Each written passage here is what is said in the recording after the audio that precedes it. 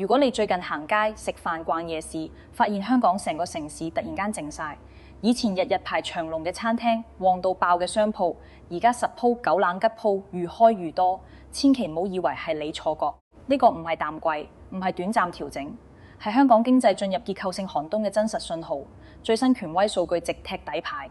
近40%香港人已經徹底進入防禦性儲錢、極度節流嘅狀態，超60%打工仔今年零加薪。今日我同大家講一句好殘酷但必須面對嘅真相，而家唔係你個人手頭緊，成個香港嘅消費職場、經濟生態已經悄悄洗牌。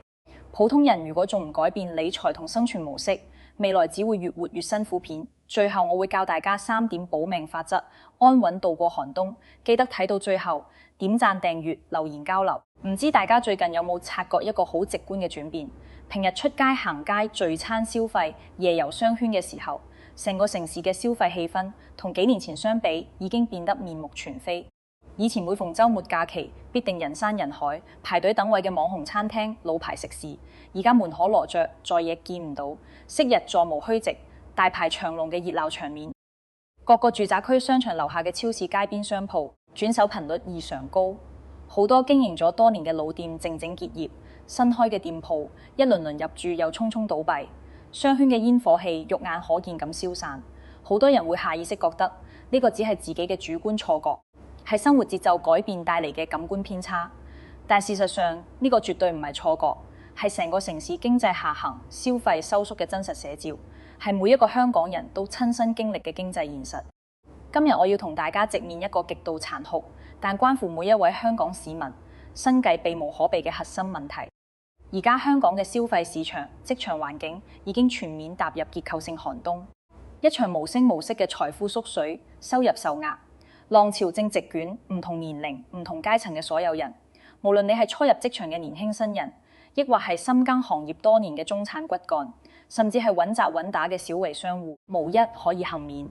早前權威機構發布嘅季度經濟民生調研報告，用一組觸目驚心、極具說服力嘅數據，精準拆解咗香港當下嘅經濟困局，亦徹底揭開咗普通人而家嘅生存現狀。呢份覆蓋全行業、全年齡段受訪者嘅調研數據，清晰呈現出2個核心市場真相。每一組數據都值得我哋深入復盤、認真鑽研。首先，香港接近40%市民嘅消費理財模式已經徹底進入防禦性、儲蓄極度節流嘅狀態，消費意願大幅收縮，所有非必要開支一律清零。其次，調研入面超過60%嘅職場打工仔全年冇任何薪資上調，收入水平完全停滯。好多人睇唔明呢2組數據背後嘅深層意義，單純覺得唔加薪、少使錢係好普通嘅事。但結合市場經濟底層邏輯去分析，呢2組數據疊加產生嘅連鎖反應，直接宣告香港零售業、餐飲業2大民生支柱行業正式步入長期性、結構性嘅行業寒冬，而行業整體蕭條最終會層層傳導，落到每一個普通市民身上。最直接嘅結果就係大眾可支配收入持續縮水，家庭財富不斷貶值，個人同家庭嘅抗風險能力大幅下跌。呢亦都係越嚟越多人覺得手頭資金緊張，對未來職場發展、經濟走勢充滿迷茫同焦慮，唔清楚未來收入是否穩定，自己行業會唔會裁員，消費節奏需唔需要徹底調整嘅核心原因。如果你近期都深陷呢種經濟焦慮，對未來充滿不確定性，唔知道點樣調整個人財務規劃、職場節奏同消費習慣，呢條片你一定要從頭睇到尾，我會全方位拆解呢場隱形經濟風暴嘅前因後果，深度解釋防禦性消費、薪資停滯背後嘅市場邏輯，跳出表面現象，帶大家睇清香港當下結構性經濟困境嘅核心本質。更重要嘅係，喺整體經濟受壓、市場環境低迷嘅大環境之下，我會分享3套普通人可以直接落地、實操性極強嘅生存法則，零門檻、低成本。只要營業隔勤就可以穩住個人財務底盤，平穩度過經濟下行週期，甚至喺危機入面捕捉專屬嘅逆襲機遇。想要理清當下嘅經濟困局，首先要讀懂呢份核心調研報告嘅底層邏輯，搞明白防禦性儲蓄消費呢個改寫全港消費格局嘅關鍵概念。喺過去經濟上行、市場向好嘅週期入面，香港人嘅消費同儲蓄行為都係主動帶住期待嘅。嗰陣時，大家努力打工儲錢節制消費，核心目的係升級生活品質。係有明確目標嘅主動規劃。有人儲錢係為咗買樓換屋，有人係為咗旅行放鬆，有人係為咗入手心儀嘅輕車名牌，獎勵努力生活嘅自己。昔日嘅節流同儲蓄係為咗未來嘅增值同享受，係積極嘅財富規劃，充滿對未來嘅期盼，係向上向前嘅生活動力。但而家盛行嘅防禦性儲蓄邏輯完全相反，呢係一種基於悲觀預期、規避風險嘅被動生存模式。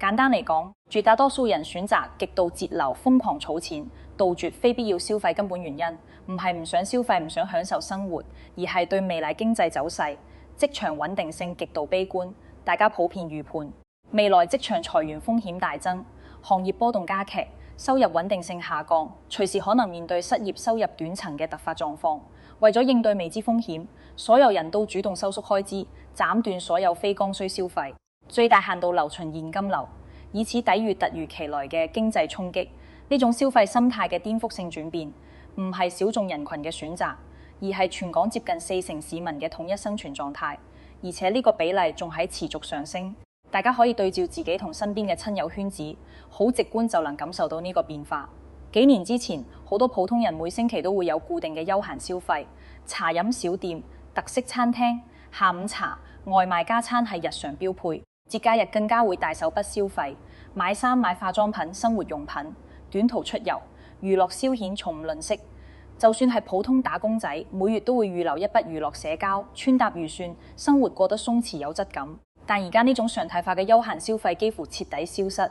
昔日客流爆滿嘅連鎖餐飲、網紅小店，而家人流量大幅銳減。曾經靠打工仔日常外賣堂食支撐嘅街邊商鋪，營收持續暴跌。過往節假日，全城消費火熱嘅景象早已不復存在。大眾嘅消費觀念發生咗根本性改變，由願意為體驗、喜好買單，變成只願意為剛需買單。所有非生活必需嘅消費，全部被精準砍掉。極度節流成為全城共識。更加值得警惕嘅係，呢種防禦性儲蓄、極度節流嘅行為，早已唔係初入職場年輕人嘅專屬狀態。原本作為社會消費主力、支撐市場經濟活力嘅中產階層，已經全面陷入消費收縮，而且佢哋嘅焦慮感、危機感，遠比年輕人強烈。唔同年齡段嘅職場人都有各自嘅生存壓力同焦慮源頭，最終匯聚成全港消費收縮嘅大趨勢。20幾歲嘅年輕打工仔啱啱出社會扎根職場，看似有年齡優勢，試錯空間大，但當下嘅行業利捲、崗位飽和、薪資停滯，令佢哋早早收起消費慾望。冇薪資漲幅、晉升通道收窄，崗位競爭激烈，令年輕人唔敢消費、唔敢鬆懈，只可以拼命儲錢節制開支，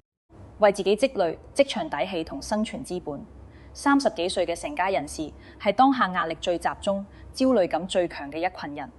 呢個年齡段嘅打工仔大多已經成家立室，背負住房貸育兒、家庭日常開支等多重固定壓力，家庭整體支出龐大。看似職場經驗豐富、收入相對穩定，但行業轉型、企業架構優化、崗位替代嘅風險，令佢哋絲毫唔敢放鬆。一旦遭遇失業減薪，成個家庭嘅財務體系就會瞬間崩塌。所以佢哋只可以主動壓縮所有彈性開支，全力守住家庭現金流。40-50歲嘅資深職場人，看似積累咗多年職場經驗同財富基礎，係社會嘅中堅力量，但面對嘅職場危機最為致命。呢個年齡段嘅人士，一旦被公司裁員崗位淘汰，好難再揾到人工職級相若嘅工作。而家企業更傾向聘用年輕、低成本、適配新媒體同新型工作模式嘅員工。中年從業者替代性極強，再就業誤度極大。正因為睇透呢個殘酷現實，呢批曾經消費能力最強、消費意願最高嘅群體，徹底放棄彈性消費，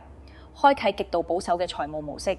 全年齡段嘅消費收縮，最終改變咗香港市場經濟嘅整體格局。而報告入面超過60%打工仔零加薪嘅數據，就係引爆成個經濟惡性循環嘅導火索。好多人忽略咗一個核心前提：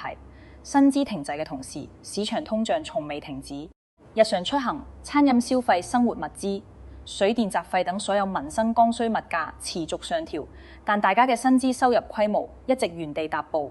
呢就形成咗普通人無法破解嘅死局。生活成本不斷上漲，收入一成不變，變相等於全面實際收入持續縮水，生活壓力不斷加大。對於商戶企業嚟講，市民消費意願低迷，街頭客流大減，直接導致店鋪營收大幅下滑。營收不足嘅情況底下，商家只可以嚴控成本、暫停加薪、縮減員工福利、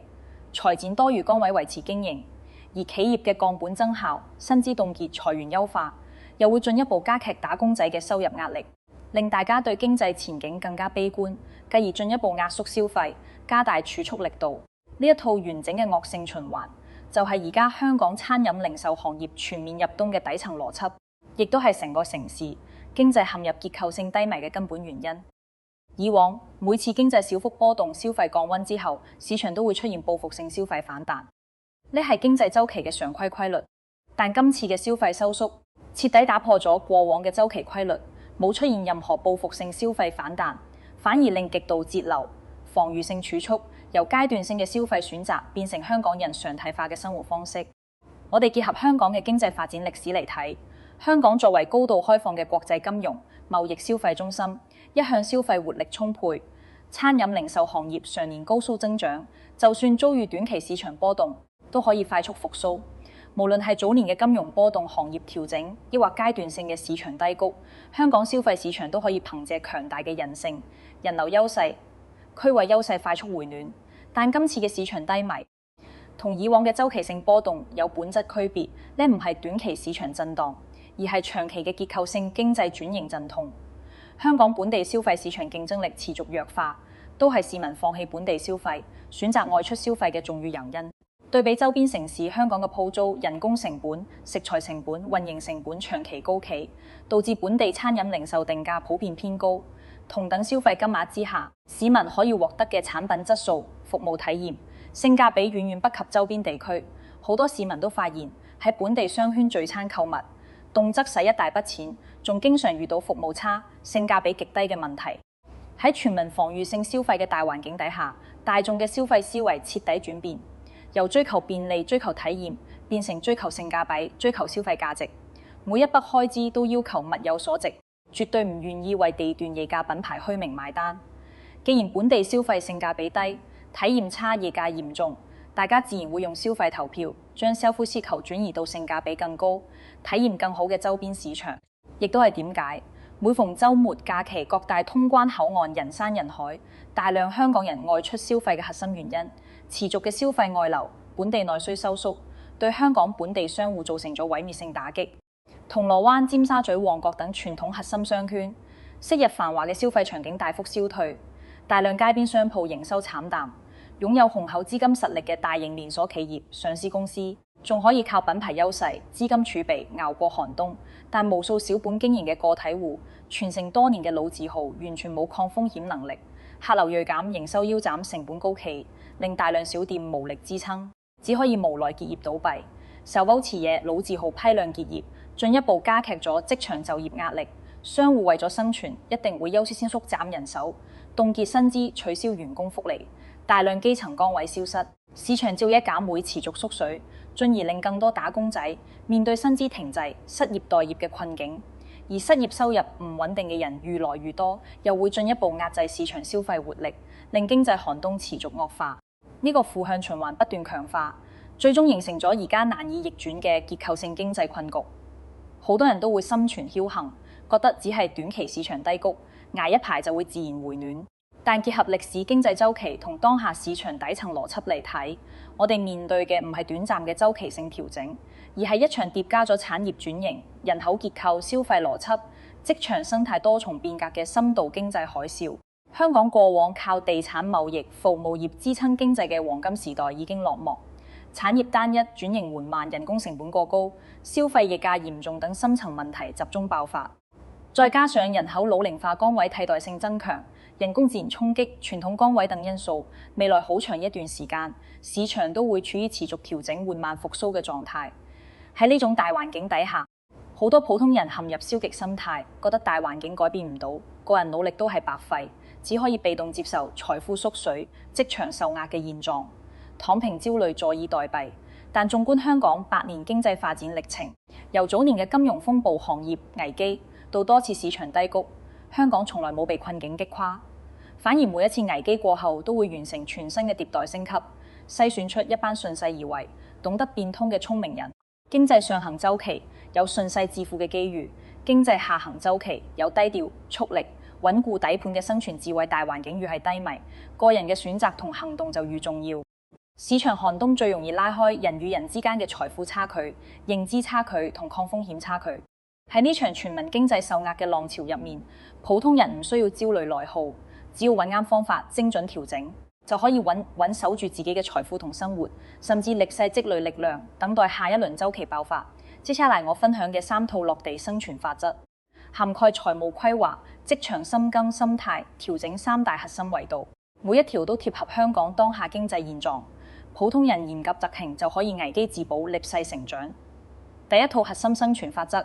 亦係經濟下行週期最緊要、最基礎嘅底線保障，極致堅守現金為王，全面清理負債包袱，做到零情緒、零僥倖嘅財務節流。好多人對現金為王存在嚴重認知誤區，以為淨係將錢存入銀行、手握存款就係安全。但真正嘅現金為王，絕對唔係簡單儲錢，而是最大限度留存高流動性資金，徹底斬斷高風險負債，搭建絕對安全嘅個人財務體系。喺通脹持續經濟波動嘅週期入面，現金雖然會有輕微貶值，但面對未知嘅失業風險、收入斷層風險，資金嘅流動性安全性遠比收益率增值性重要得多。現金流就係普通人喺經濟寒冬入面嘅生存氧氣，係抵禦所有突發風險嘅核心底氣。過往理財行業嘅通用標準係儲備3到6個月生活費，作為應急備用金，足以應對日常突發狀況。但喺當下結構性經濟寒冬入面，呢個標準已經完全失效，根本覆蓋唔到潛在風險。結合香港而家嘅就業穩定性同市場波動幅度，我強烈建議大家將個人同家庭嘅應急備用金標準提升到9至12個月嘅全額基本生活費。呢筆資金必須絕對安全，隨時可提取，唔參與任何高風險投資，唔入市炒股，唔買波動型理財產品，唔做任何投機項目。最優配置方式就係銀行高息、活期存款或者短期定期存款，兼顧安全流動同基礎收益，確保萬一失業、生病崗位變動都有充足資金兜底，唔會陷入財務斷層嘅絕境。除咗儲備充足備用金，極致財務節流嘅核心關鍵係徹底清理所有高息負債、無效負債，斬斷隱形財務消耗。而家好多普通人嘅財務壓力唔係收入太低，而係長期累積嘅高息負債。其中最典型、危害最大嘅就係信用卡循環負債、消費分期負債。好多人習慣每月只還信用卡最低還款額，看似緩解短期壓力，實則背負極高嘅隱性利息，長期累積落嚟，年化利率高達30至40個百分點。喺薪資停滯、收入受壓嘅當下，呢類高息負債就係無底洞。無論每月收入幾多，都會被利息不斷吞噬。就算收入保持穩定，持續嘅利息消耗都會令個人財富不斷縮水。一旦遭遇失業減薪，負債會瞬間崩盤，直接拖垮個人同家庭嘅財務體系。經濟低迷週期，市場風險會持續放大，個人負債壓力都會不斷加劇。原本可控嘅小額負債，好容易演變成巨額債務危機。所以大家一定要即刻行動，全面梳理個人負債，優先動用閒置資金存款，一次性結清所有高息消費負債、信用卡負債。如果暫時無法全額還清，可以通過負債優化、低息置換嘅方式，將高息負債轉為低息、長期負債，大幅降低每月還款壓力，甩掉沉重嘅財務包袱。好多人忽略咗一點，經濟下行週期最好嘅開源唔係冒險賺錢、跟風投資，而係減負節流。每月減少一筆高額負債支出，就等於變相增收。卸下債務壓力之後，個人現金流心態同決策能力都會全面提升，唔會被短期財務壓力裹挾，做出衝動錯誤嘅決定。同時，大家要改掉錯誤嘅儲蓄習慣，唔好等到月底剩低錢先儲，一定要踐行先儲後使嘅硬核儲蓄邏輯。絕大多數人儲唔到錢嘅核心原因就係習慣性先消費後儲蓄，每月開支冇規劃冇節制，最後所剩無幾，長期積累唔到有效存款。真正嘅理財高手都會喺出糧第一時間自動劃轉10%至20%嘅收入，存入專用儲蓄戶口，隔絕日常消費使用。就算每月只可以儲1000港幣，一年都可以積累12000港幣嘅備用資金。喺經濟穩定時期，呢筆錢或許微不足道，但喺當下嘅市場寒冬入面，呢筆儲備帶嚟嘅心理安全感、財務兜底能力係任何投資收益都無法替代㗎。長期堅持落嚟，不但可以積累充足應急資金，更可以養成理性消費、理性理財嘅習慣，徹底擺脫月光負債嘅財務困境。第二套核心生存法則係穩住收入底盤，搭建反脆弱收入體系，全力提升個人不可替代性，守住主動收入，佈局多元副業，建立雙重收入保障。喺所有財富風險入面，最大嘅風險從來唔係資產貶值、消費縮水，而係主動收入徹底中斷、薪資停滯、裁員潮、崗位替代，係而家所有職場人面對嘅核心威脅。想要安穩度過經濟寒冬，首先要守住自己嘅正職穩定收入來源。而家企業嘅裁員架構優化嘅邏輯好清晰，喺營收受壓、成本高企嘅環境底下，企業會優先淘汰性價比低、可替代性強、技能單一、創造唔到核心價值嘅員工，尤其係基礎文書、簡單執行、重複機械類崗位。隨着人工智能技術快速普及，替代效率越來越高，好多基礎工作可以靠智能工具一鍵完成。呢類崗位嘅職場價值持續下跌，裁員風險最高。唔同年齡段嘅職場人都要有對應嘅危機意識同提升方向。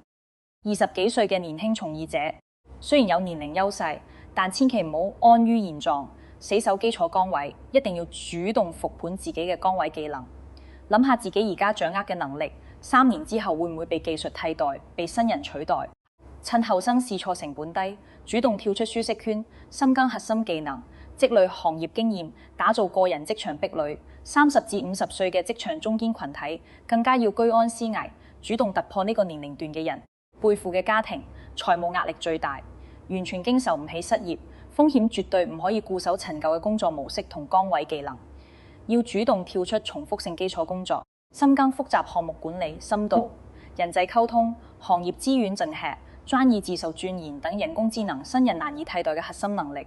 呢類技能依託長年行業經驗同個人綜合素養，具備極強嘅不可替代性，係職場長期立足嘅核心底氣。日常工作入面，要主動承接公司核心業務關鍵項目，令自己成為團隊公司不可或缺嘅核心人員。等企業優化架構、縮減崗位嘅時候，優先保留你嘅崗位，最大限度降低失業風險。喺經濟下行週期，可以穩穩守住一份正職，持續獲得主動收入，本身就係最大嘅勝利，係普通人對抗風險嘅最大底氣。但我哋都要認清現實，而家靠企業裁員架構優化，好多時候係整體性、部門性調整，並非個人能力不足。就算你能力優秀、工作勤懇，都可能因為公司戰略調整、行業整體收縮而面對失業風險。所以，淨係靠單一工資收入嘅模式已經完全適配唔到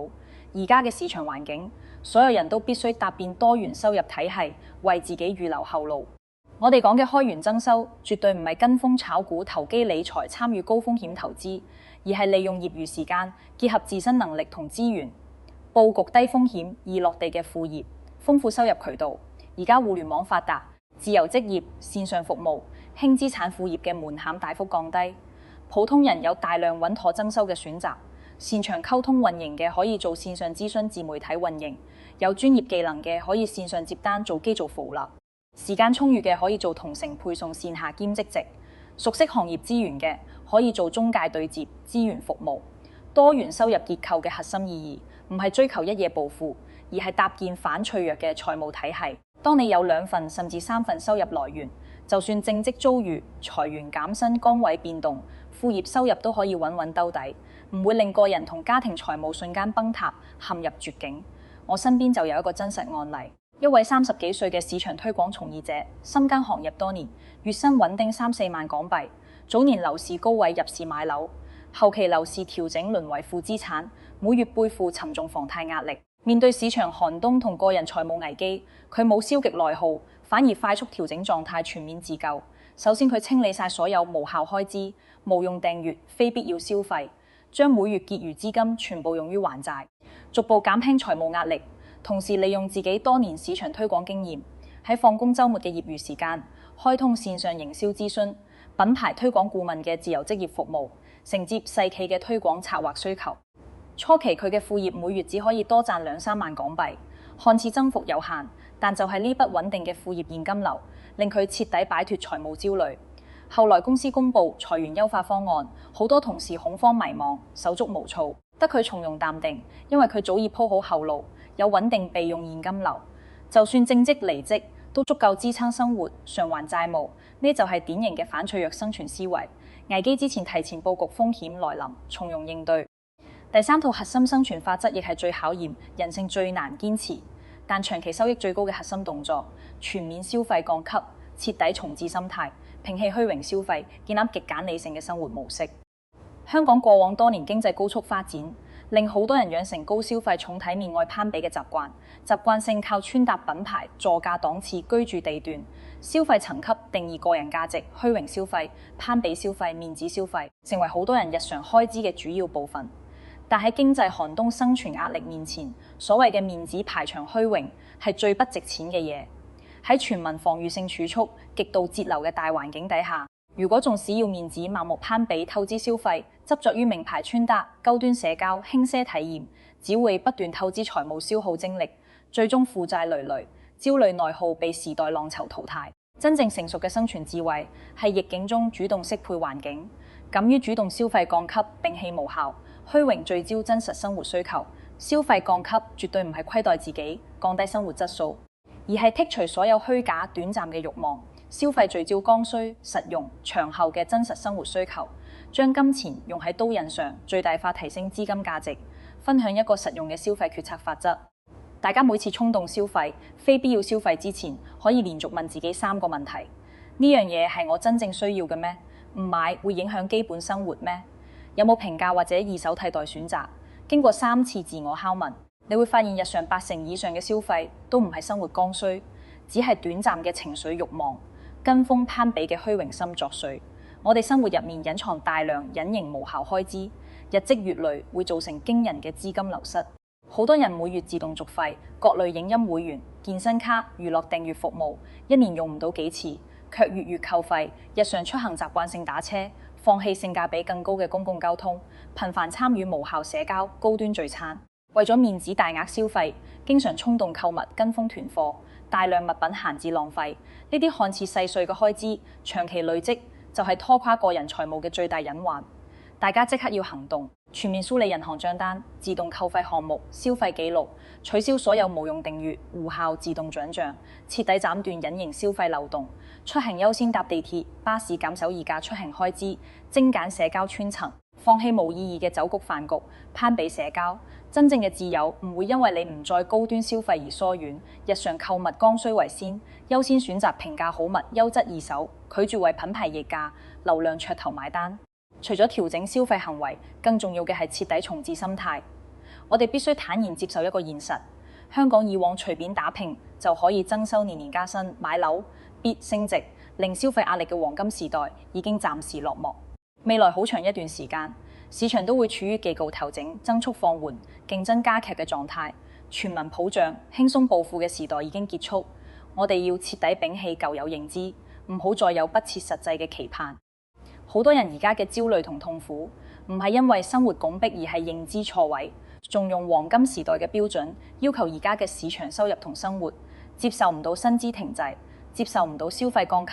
接受唔到平凡生活，一味攀比過往、攀比他人，最終陷入無盡內耗。但真正嘅生存智慧係順勢而為，接納現實大環境。我哋改變唔到，唯一可以掌控嘅係自己嘅認知、行動同心態。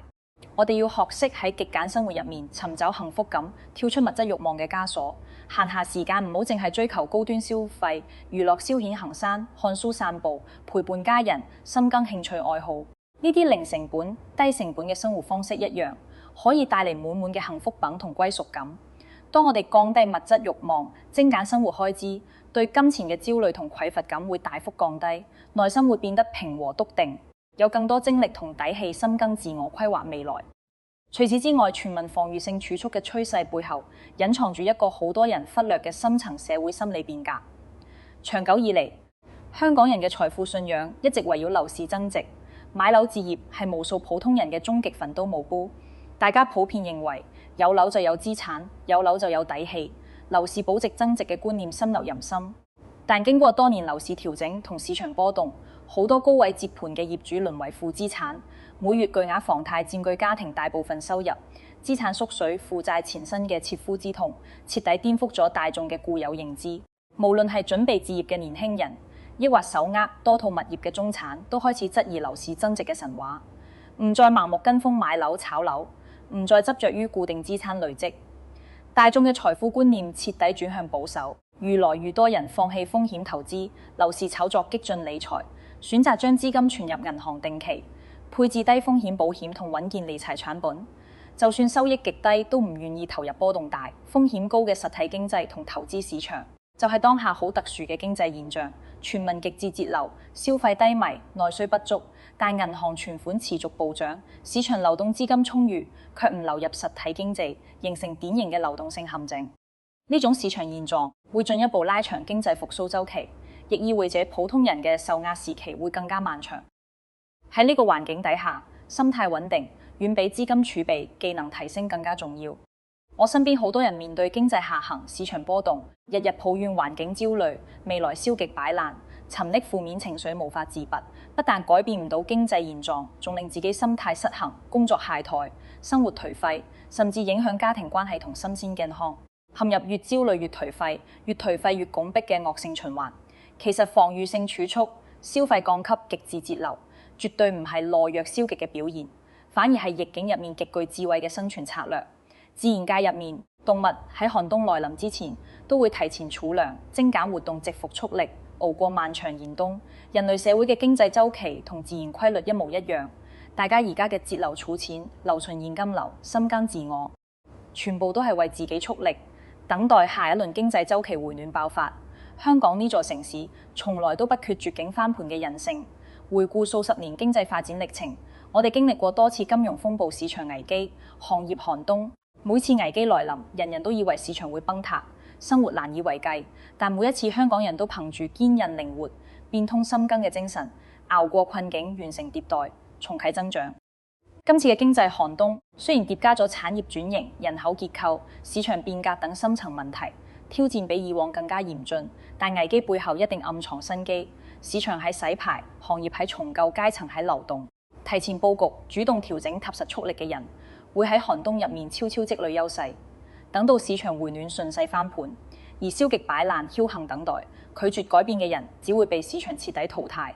所以由而家開始，停止無效抱怨，停止過度焦慮，停止消極內耗。與其糾結無法改變嘅大環境，不如踏實做好當下每一件小事，穩字不梳理賬目，清楚統計每月收入支出、負債資產，精準砍掉所有無效開支，設定固定儲蓄目標。就算每月只儲幾百、1000港幣，都係積累底氣。主動關注行業趨勢，學習全新技能，彌補自身短板。利用業餘時間嘗試副業，搭建多元收入渠道，將所有焦慮全部轉化為落地行動。行動係治癒恐懼、破解困境嘅唯一良藥。當你堅持現金為王，減負節流啦，財務底盤會越來越穩。當你持續深耕技能，提升不可替代性，職場底氣會越來越足。當你坦然接納現實精簡慾望，放平心態，內心會越來越強大。就算未來市場持續低迷，行業持續調整，公司突發裁員，你都可以從容應對，穩穩兜底，唔會陷入被動絕境。整體嚟講，而家香港餐飲零售行業持續遇冷，職場薪資普遍停滯，全民防禦性儲蓄、極致節流已經成為主流生活方式。結構性經濟寒冬正式到臨，呢場漫長嘅市場調整正考驗住每一位香港市民嘅認知心態同執行力。但困境永遠係階段性嘅危機，必定伴隨機遇。只要我哋揾啱方法，提前佈局，踏實蓄力，